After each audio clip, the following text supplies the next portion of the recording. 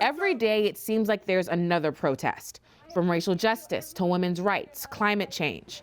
Hey, there are even protests about the right to not wear a mask during a worldwide pandemic.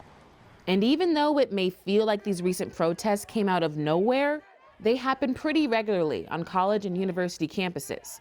And they've influenced our country a lot more than you may think. If you look at all of the different causes that students have advocated for over the years, activism has been around forever. And it's really shaped what colleges and universities look like today in so many ways. That's Kate Coudet. She works for the Education Advisory Board. Her research focuses on student activism. Student activists have changed what the student body looks like, what colleges are teaching. They influence labor practices and how well staff at the institution are treated, campus police. I mean, if you name a topic relevant to campus, and student activists have played a role in shaping that. And that's not a new phenomenon. Collegiate activism in the US has been alive and well for hundreds of years. And it all started with a dispute about butter. Yeah, the place was Harvard College. The date, sometime in 1766. Students had concerns about food quality at the school. That disapproval eventually led to a walkout, and half of the student body was even suspended. It sounds silly, right? But this was likely the start of student activism in America. And the issues and reach of these actions have only gotten greater with time. Listen to this. These protests are often rooted in an understanding of the institution as their home for 4 years. And when you feel like your home isn't living up to its purported values or commitments, you want to push it to be better. Jerusha Connor wrote The New Student Activists, a book that breaks down some of the people and motivations behind student activism on college campuses. You know, student activism has come in waves historically. So there have been kind of peaks in the 1930s, the 1960s, 1990s. It's kind of come in these 30-year waves. Connor believes the most recent wave of student protests started in 2015 at the University of Missouri. There was a series of protests criticizing the school's racial inequality, workplace benefits, and leadership. And after a couple of months, dozens of protests, and even a hunger strike, the school's football team threatened to go on strike too. That next day, the university's president resigned. I'm resigning as president of the University of Missouri system. Full disclosure, Mizzou is my alma mater. I graduated in 2018. And watching all of this happen in real time was surreal, and honestly helped bring this story to life. I wanted to know if the protests at Mizzou and other schools like USC and most recently Howard University were actually making a difference, and who some of the people behind these movements really were. Cue Zayana Bryant. You may recognize her. She started the petition to take down the Robert E. Lee statue in Charlottesville back in 2016. She's now a student at the University of Virginia.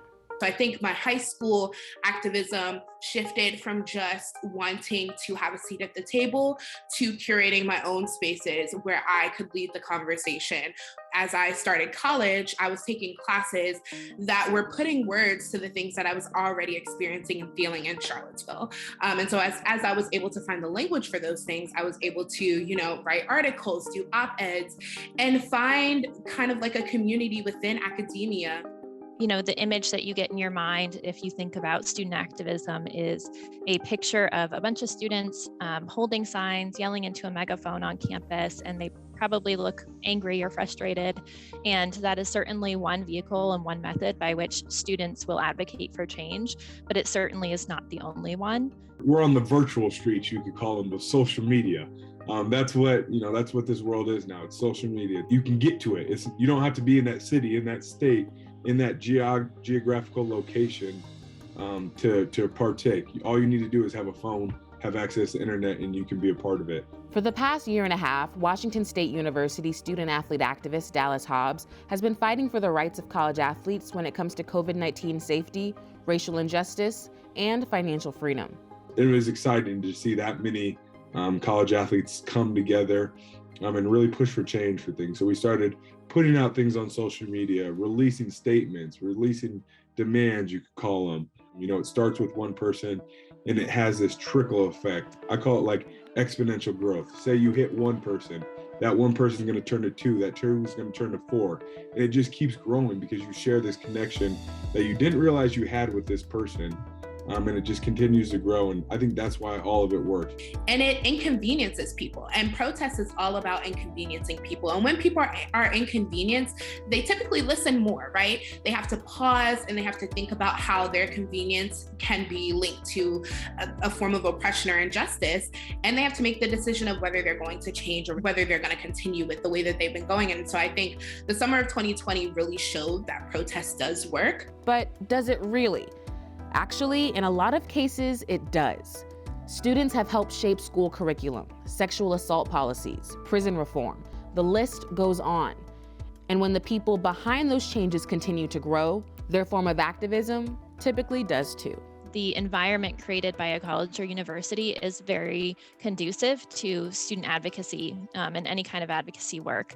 So a lot of times when somebody is not in that environment, they might be limited in terms of time, logistics, not having enough information about, do other people share this point of view? A lot of the college student activists I interviewed, it was upwards of 90%, said they intended to continue their activism after graduation, but in a more backdoor way through their careers. So whether they were going to be educators or lawyers or media makers, they were going to find a way to continue to press and pursue the issues they cared about, but through these professional channels as opposed to, being in the streets.